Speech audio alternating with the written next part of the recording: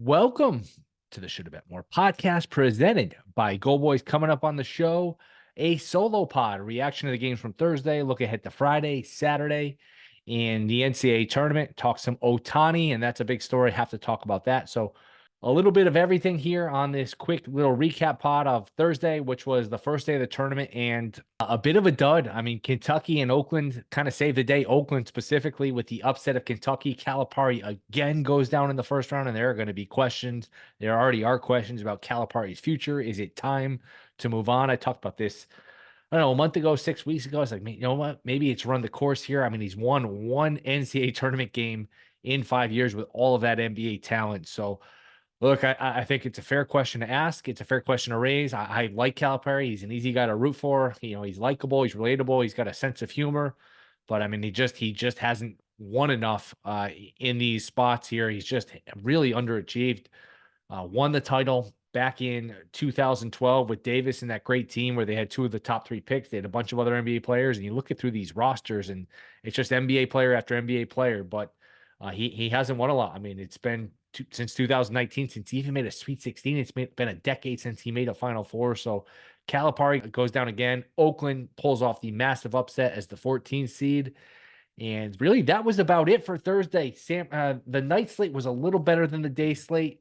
Samford made the game competitive against Kansas. Drake and Washington State was competitive as Drake just threw up all over themselves again. Second year in a row, they had a big lead, a good-sized lead against Miami last year. Last 6 or 7 minutes blew the game. Same thing against Washington State, where they're up 7 points with 6 minutes to go. And they just ran the worst offense. They were throwing the ball out of bounds. They completely gave the game away. So the night games were a little better. But other than that, it was a lot of blowouts. Now, I know Duquesne upset BYU. So that was, at least in terms of the point spread, a big upset. But nobody thought BYU was going anywhere in this tournament. Nobody's picking BYU to go to the Final Four, win the championship. So that wasn't that shocking in terms of an upset. And I mean, look, that's what this tournament's about. The tournament is about, your bracket. It's about buzzer beaters. And more than anything, it's about upsets. So when you only get the one, and look, it was a good one. A 3 seed went down. That's a good one. But other than that, I mean, Gonzaga McNeese was a bore. My Mississippi State, Michigan, which was my sleeper, Mississippi State, Michigan State, the first game of the day on Thursday was not competitive.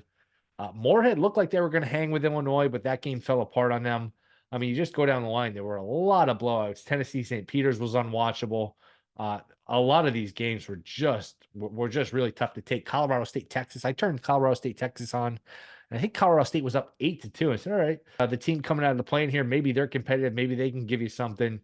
And before you know it, it was, I think, 27-11 at halftime. Colorado State scored 3 points in the last 15 minutes of the half. And let's face it, look, nobody loves this tournament more than me, but when your bets aren't winning, and I had a rough day with the bets, and you're not getting the upsets, you're not getting the buzzer beaters, this tournament can lose its charm pretty quickly. You just go down the line here. Thank God for Oakland giving this a little juice. Nevada blew the game against Dayton. That was interesting. Nevada had a 17-point lead with 7 minutes to go, so they completely gagged the game away. And it's interesting, they were on the other end of it. It was 7 years ago against Cincinnati, where Cincinnati was the 2. I think Nevada was the 10 seed with the Martin twins, and Cincinnati stole the game in similar fashion, but Nevada just gave the game away against Dayton. But other than that, Illinois ran away against Moorhead. UNC Wagner unwatchable. Arizona Long Beach unwatchable. Creighton buried Akron. Duquesne BYU was interesting because, look, Duquesne didn't belong to being 11. BYU got a break there, but the break didn't matter as Duquesne won the game. So keep an eye on Duquesne, and that sets up an interesting second round matchup here against Illinois. But again, Texas, Colorado State was really tough to watch. Iowa State against South Dakota State, nothing interesting. NC State against Texas Tech and Oregon, these two bid stealers who, look, I admit I was on it. Like, hey, you got to be careful. These teams that win their conference tournaments, they go all out to win them, and who knows what they have left. Well, they had plenty left. NC State wins again, so they advance to play Oakland in the round of 32. And this is why the round of 32, I think, is my favorite round, because you get a weird mix of really good competitive games. UNC's playing Michigan State. You get a lot of times just really good teams versus really good teams, but you also have a few of these random matchups like, Oakland versus NC State, where one of those teams is going to the Sweet 16. Imagine telling somebody 2-3 weeks ago, hey, Oakland and NC State are going to play in the NCAA tournament, and the winner is going to the final 16. So the Saturday slate is out. I hate how they stack these games. I wish it was a little more balanced. It's just in terms of the afternoon, and they don't start these games until later in the night, really. I mean, you get one at 1:45 Eastern, Dayton, Arizona. Then you get Kansas and Gonzaga. Again, that's a perfect example. Those are two sort of blue blood programs facing off, where you get this mix of blue blood versus blue blood, and then you get these random teams facing off. So it's a lot of fun. But that game's 3:15 Eastern, and then Michigan State, North Carolina, another really good matchup in terms of the programs with pedigree. That's Saturday, 5:30 Eastern. 6 o'clock Eastern is Washington State, Iowa State. I think that'll be a competitive game. And then you get the night slate really kicks off. I would say from that point on, 7 o'clock Eastern, it is Oakland against NC State. Fun matchup, weird matchup. That's probably the one game I'm most excited about. Texas, Tennessee is good. That starts a little after. Duquesne, Illinois. We'll see if Duquesne can keep it going. And then Oregon against Creighton, the Dana Altman Bowl. Altman coached Creighton for a long time, 13, 14 years. So Oregon, the bid sealer against Creighton, that's a fun matchup. That's 9:40 Eastern on Saturday again. They start these games Saturday, especially Sunday. These games start way too long. I remember the tournament used to be Sunday afternoon. The games would start at noon and you get all the games over by 8, 9 o'clock. Now it's the opposite, where they only play one early, then one mid-afternoon, and then all the games are backloaded late, which I don't know the appeal of it. So second round should be fun. The first Thursday was a bit of a dud. We'll see if we get something better here on Friday. I'm not sure that we do, because you get 16 games on a Friday. 3 of them are going to be the 1 seed, so you can probably cross 3 of those off right away. I mean, UConn, Stetson, Houston, Longwood, Purdue against Grambling. So, I don't know what you're going to get here Friday. Maybe Charleston hangs against Bama. Maybe Yale hangs against Auburn. Wisconsin, James Madison should be a good game. You got Grand Canyon, St. Mary. So we'll see what the Friday slate brings us. The lines are out for Saturday. And the lines are interesting. This is really an interesting round where you get a good mix here of competitive games. You know what's good about the second round? The 16 seeds are gone. The 15 seeds are usually gone. So it's not, I mean, there's not like 3 or 4 games where you just cross off like on Thursday, where a number of the games were just unwatchable. So Tennessee's laying 6.5 against Texas. Iowa State's laying 8.5 against Washington State. That seems like a lot of points. Washington State's not a bad team. Very lucky to win. Very fortunate the way Drake just completely crumbled for the second year in a row. But that's one that jumps off the page, is Washington State plus the 8.5. NC State laying 6 against Oakland. So NC State is favored here to go to the Sweet 16 after being completely dead a week ago. So that's one to keep an eye on. UNC laying 3.5 against Michigan State. That's a low number for a 1 seed. Again, UNC is not a typical 1 seed. And Michigan State with the pedigree with Izzo, I feel like an idiot for picking against Izzo. So that's an interesting game. Creighton laying 5.5 against Oregon. Illinois laying 9.5 against Duquesne. I could see Illinois pulling away from Duquesne in that game.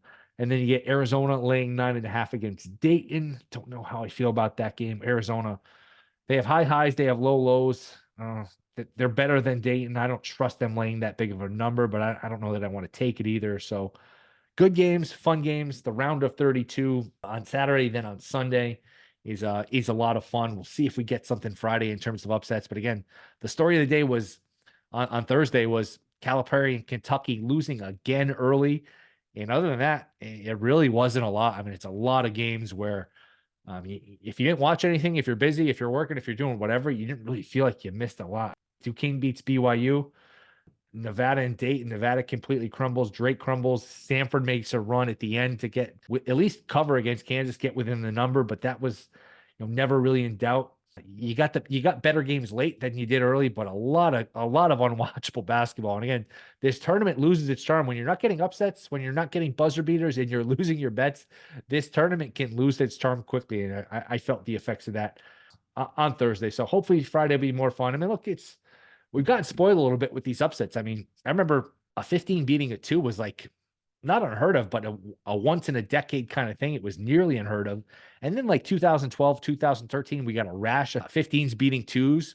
And then it became a little more common. In the last 3 years, not only have a 15 won in every single year, the last 3 years coming into this year, but the 15s have gone to a Sweet 16 3 years in a row, which has never happened before until a few years ago. And that's, again, Oral Roberts, St. Peter's, and then last year with Princeton. So we've gotten spoiled a little bit with these upsets. There's nothing written in stone. There's nothing that says we're entitled to these upsets. We did get the 14 beating the 3, which kind of saved the day. But other than that, kind of a ho-hum Thursday. We'll see what Friday brings us. And then the weekend should be good. Saturday should be good. Sunday should be good with all of these matchups. You can focus a little more on the games. It starts to get a little depressing after this, where, after Saturday and Sunday, the madness kind of dies down, where it's only a couple games at a time. Before you know it, you're down to 16, you're down to 8, you're down to kind of one game at a time by the time you get to the next weekend. So the fun of the beginning of the tournament is just the fact that there's so many games, the volume of games. So when some of these games just fall flat and they're duds, it does take a little bit of the luster out of the tournament. But we'll see what Friday brings us. We'll see what Saturday brings us. And we'll see what this tournament has going forward as the big boys lace them up on Friday. You get the UConns, the Purdues, the Houstons, and we'll see what happens from there. But coming up next, when we come back, we'll talk a little Ohtani, talk a little NFL, some of these moves that are under the radar. That is next. This is the Shoulda Bet More podcast. All right, we are back. Shoulda Bet More podcast. Let's talk a little baseball. We got to talk about the Ohtani stuff. Came out Wednesday afternoon, and I'm sure most people saw it, but Ohtani's interpreter gets fired. It was, first off, the Dodgers changed their story where we thought maybe that the money was borrowed to pay off some gambling debts for the interpreter, and the interpreter borrowed the money from Ohtani. Then it was, no, the money was stolen, and Ohtani's a victim, and it's $4.5 million got stolen from Ohtani, and there's going to be criminal charges. Maybe more will have come out by the time you listen to this, but nobody believes that's the truth. I mean, we don't know what happened. Maybe we'll find out. Maybe we won't. I think there's incentive on both sides, both Major League Baseball and Ohtani, for this story to just go away. And maybe there's enough power with Major League Baseball, with Ohtani, with his agent, things like that, where you can just, hey, we can go with the story that, hey, interpreter stole the money. Whatever happened there is over with. He's gone, and we move on. Maybe that's possible, but nobody believes that. I mean, do I have any idea what exactly happened? No, but the logical next step is people are making, hey, and there's probably Ohtani making the bets, possibly Ohtani making the bets. And I've heard people compare this to Pete Rose. This is not a Pete Rose situation. Pete Rose was managing and betting on his own team. If you read the reports, it was, hey, maybe it was some soccer involved. As long as he wasn't betting on baseball, maybe this can go away. It'll be fascinating to find out. Again, Major League Baseball and Ohtani are both aligned here. So it's not like Major League Baseball is out to get Ohtani. This is their, in a lot of ways, their face of the game. It's funny. If this is true and this is really Ohtani making the bets, and he's got an issue with the betting. This is really the first personality characteristic we even know about Ohtani. For as good as he is, hitter, pitcher, this great talent, we don't really know anything about him. He doesn't do a lot of media. We don't have any feel for his personality, who he is, that kind of thing. We don't know anything about Ohtani. This would be the first. So again, can Major League Baseball, can Ohtani, can they get together and can they sell this story even though nobody's buying it? Is there a way to make this go away? We will see. And Major League Baseball would love for this to go away. I'm sure the Dodgers would love for this to go away. And it was a rough 24 hours for the Dodgers. They spent $700 million on Ohtani and another $300-something million on Yamamoto. And Yamamoto got shelled his first outing. So maybe that's something to keep an eye on.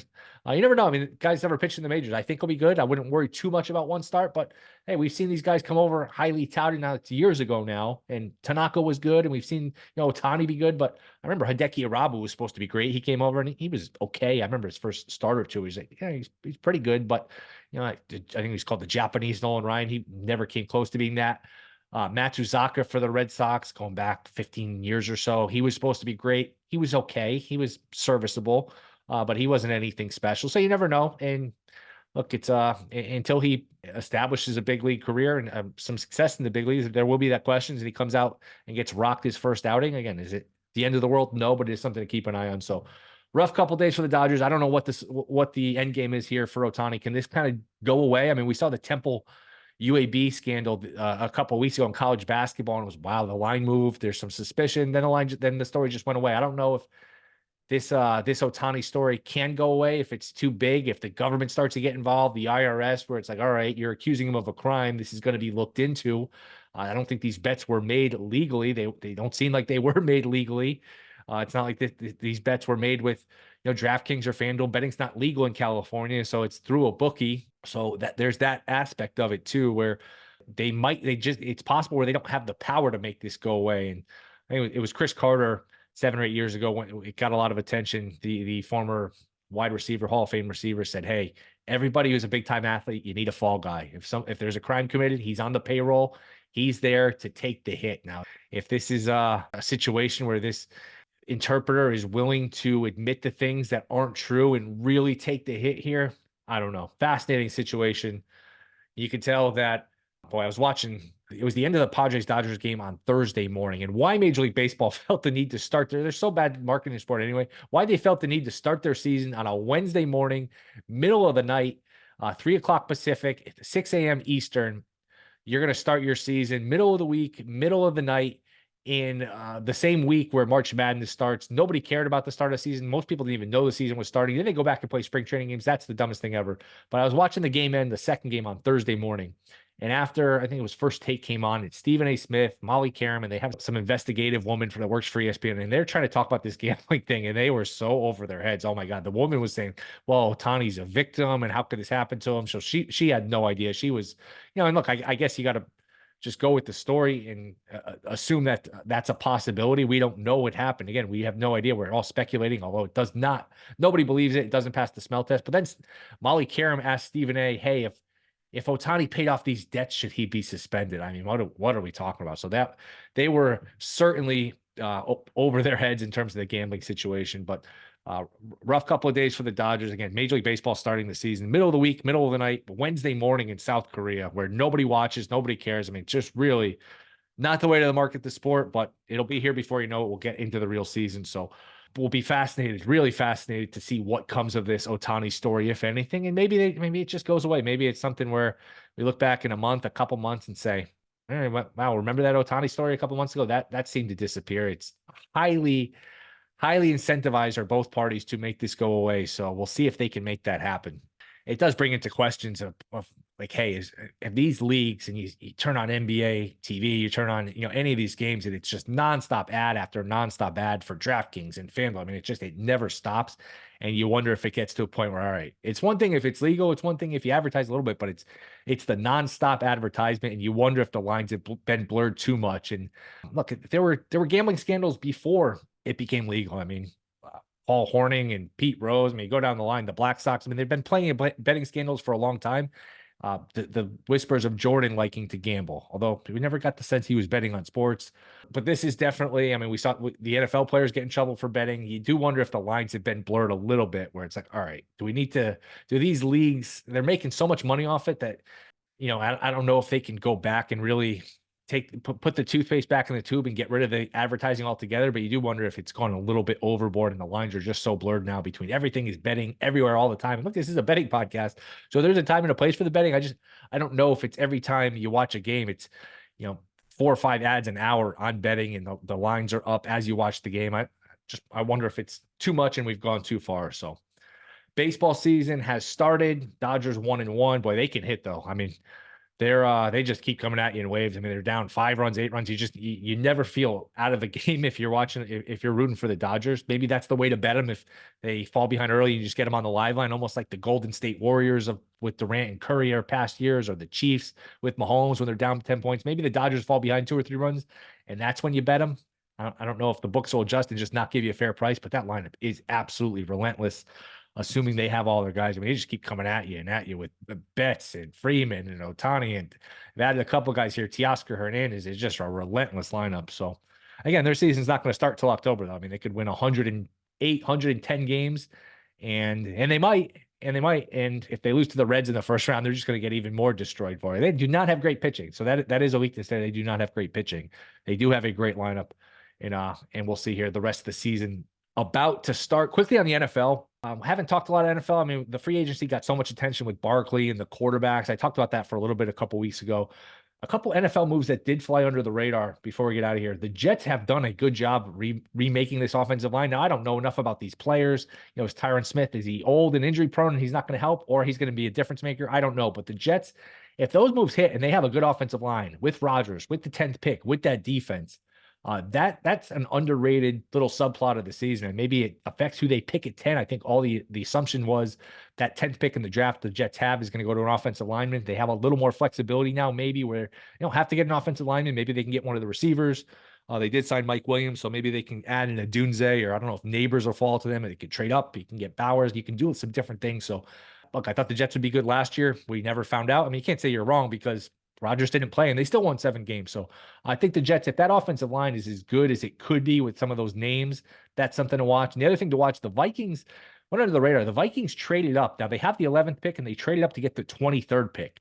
So it sounds like it looks like they're positioning themselves to move up again and package 11, package 23, and maybe get to 5, maybe get to 3, and get either May or McCarthy. Sounds like 4 of these quarterbacks are going to go off before the 6th and 7th pick. Sounds like it's going to be 4 in the first 6, I think is how you should phrase it, where Giants probably going to have a quarterback, probably going to draft a quarterback. They probably have to get a quarterback. Jones is not the answer despite all the money you're paying him.